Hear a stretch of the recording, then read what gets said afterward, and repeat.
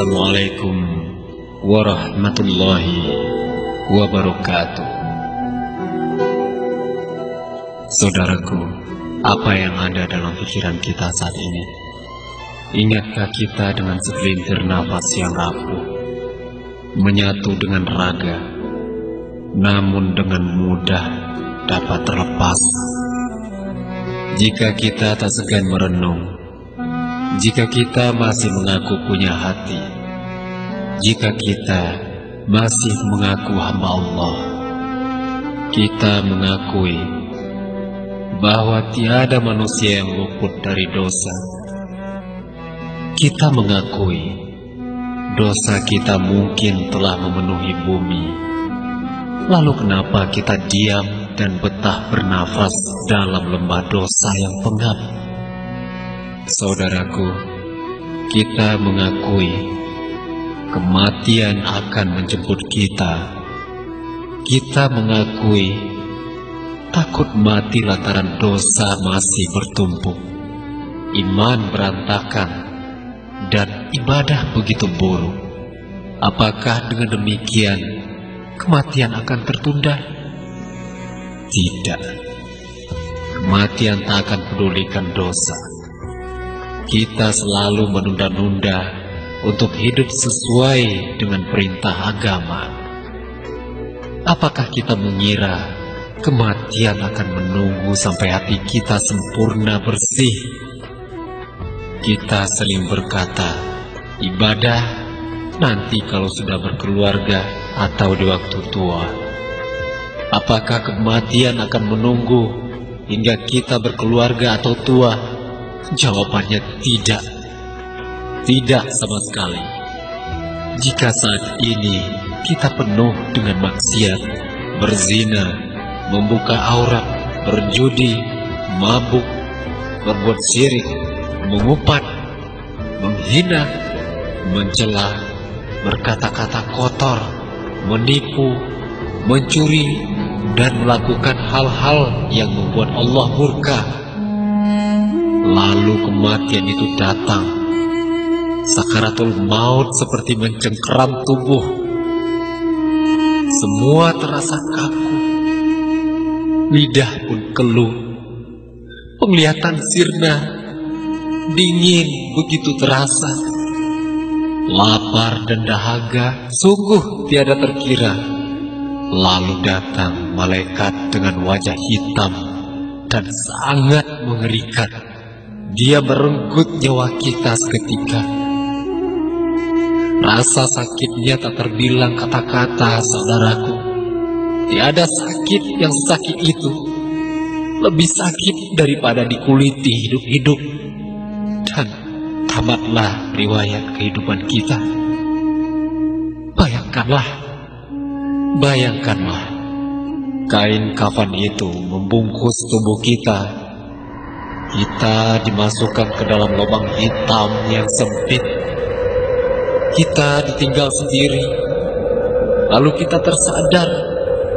Gelap yang tak terkata kita dapati. Kepengapan dalam lubang yang sempit membuat kita tak dapat bergerak. Lalu terdengar suara yang lebih dahsyat dari halilintar. Suara dari malaikat menghujani kita dengan pertanyaan. Dia begitu menakutkan. Tiada rasa takut setakut itu yang pernah kita rasakan. Lalu kita tak bisa menjawab apa-apa, saudaraku. Amalan kita buruk. Seluruh anggota tubuh memberi pengakuan atas maksiat yang kita lakukan ketika hidup. Cambuk api melesat ke tubuh kita. Pukulan-pukulan dahsyat mengganjal tubuh ini. Api yang panas menyembur, dinding lahat menyempit, gemeretak tulang belulang kita terhimpit dan terjepit. Suara pukikan dan teriakan menahan sakit pun melengking. Oh, ini tidak pernah berhenti sedetik pun. Tak berhenti sedetik pun. Hingga kita memohon, ya Allah, Ampuni aku sungguh menyesal. Izinkan aku hidup sekali lagi ya Allah. Sekali lagi saja. Niscaya aku akan menjadi seorang hamba yang taat. Akan menggunakan seluruh hidup untuk beribadah. Permohonan kita sia-sia. Sudah terlambat. Sangat terlambat. Kenapa dulu ketika diberi kesempatan untuk bertobat kita sia-siakan? Setiap detik kita diberi kesempatan untuk bertobat, tapi kita gunakan waktu untuk mengejar kelezatan dunia semata. Akhirnya dunia itu menghimpit tubuh kita. Saudaraku, kita tak sanggup bayangkan kepedihan dan kedahsyatan siksa kubur. Sungguh sakit. Tiada rasa sakit di dunia ini yang dapat menandingi rasa sakit siksa kubur. Belum lagi siksa neraka yang mungkin jutaan kali lipat pedihnya dibanding siksa kubur.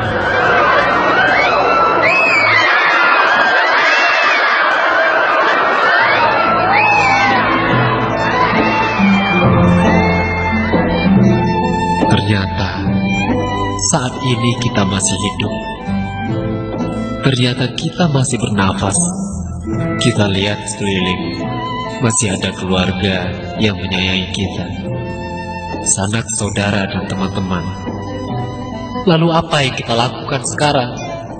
Apa yang kita lakukan setelah mengetahui azab Allah sangat teramat pedih?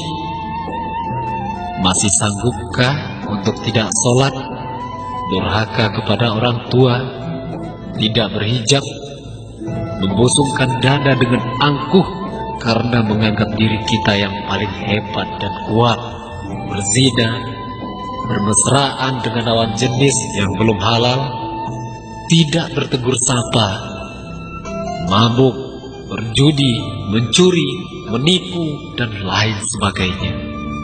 Masih sanggupkah kita melakukan semua itu? Jika kita masih sanggup, betapa beraninya kita merancang azab untuk diri kita sendiri. Saat ini kita masih hidup, saudaraku, masih punya kesempatan, masih punya rezeki, masih bisa makan dan minum. Lalu di mana letak rasa syukur kita? Bayangkan, jika saat ini diri kita dikelilingi oleh cinta dari orang-orang terkasih, hanya kabar gembira yang tertulis dalam lembar cerita kita, maka manjakanlah mereka dengan kasih sayang kita. Syukurilah keberadaan mereka, siapa yang menghadirkan mereka di sisi kita. Karena sewaktu-waktu Sang Pemilik dapat saja mengambil mereka dari kehidupan kita, dan kita akan canggung seperti burung kehilangan sayap. Dan hikayat indah bisa berganti dengan air mata. Kisah bahagia hanya tinggal cerita yang terekam dalam pita kehidupan. Saat sedih, tiada lagi yang mengusap air mata kita. Saat sakit, tiada lagi yang membelai dan merawat. Saat kita pergi, tiada lagi yang mengatakan, hati-hati, jangan telat pulang. Ketika kita kembali pulang, tidak ada lagi yang berkata, kami menunggu kedatanganmu, mari kita makan bersama. Tiada lagi yang menyuruh istirahat saat gelap telah menguasai malam. Tangisan akan menjadi nyanyian pengantar tidur, air mata sebagai pembasuh muka saat terbangun.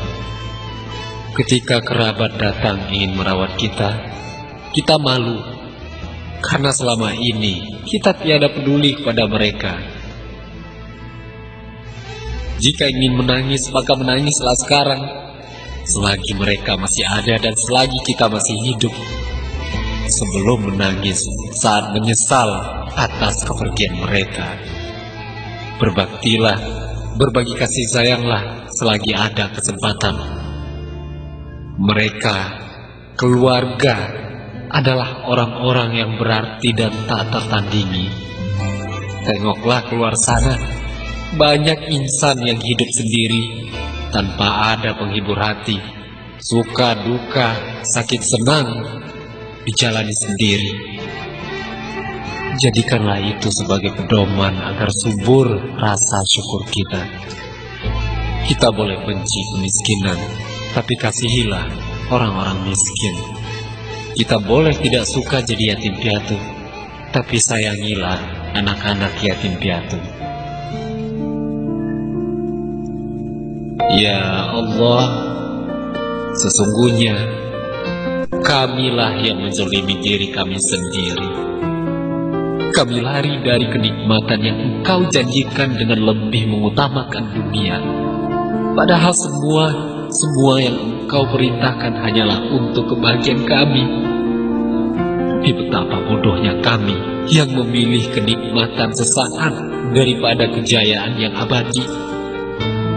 Ya Allah, inilah hamba yang pekat dalam balutan dosa, memohon ampunan kepadamu, memohon kasih sayangmu.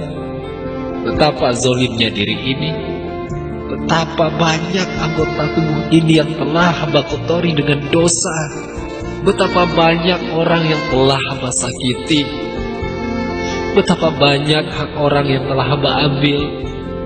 Rasa benci, dendam, sakit hati, mengumpat, sombong, ria, dan banyak lagi yang ada dalam jiwa ini. Begitu kotornya hamba, ya Allah. Ternyata beginilah hamba yang hanya mampu berbuat dosa. Hamba benar-benar tidak tahu diri. Padahal bumi ini Engkau ciptakan sebagai nikmat buat kami, tapi kami tidak peduli dengan larangan-Mu. Saat susah, kami mendatangi-Mu, menjerit-jerit memohon kebahagiaan. Setelah bahagia Engkau berikan, kami justru lupa kepadamu. Sungguh kami telah keterlaluan. Ya Allah, jangan hukum kami, ya Allah. Ampunilah kami. Ampunilah kedua orang tua kami, keluarga kami, sahabat-sahabat kami. Berilah petunjuk orang-orang yang telah menzalimi kami. Haramkanlah diri ini dari siksaan dunia dan akhirat. Sucikan hati kami, tanamkan iman di dalam hati kami. Satukan kami di surga nanti dengan orang tua kami, dengan keluarga kami, dan dengan sahabat-sahabat kami. Ya Allah, ampunilah kami.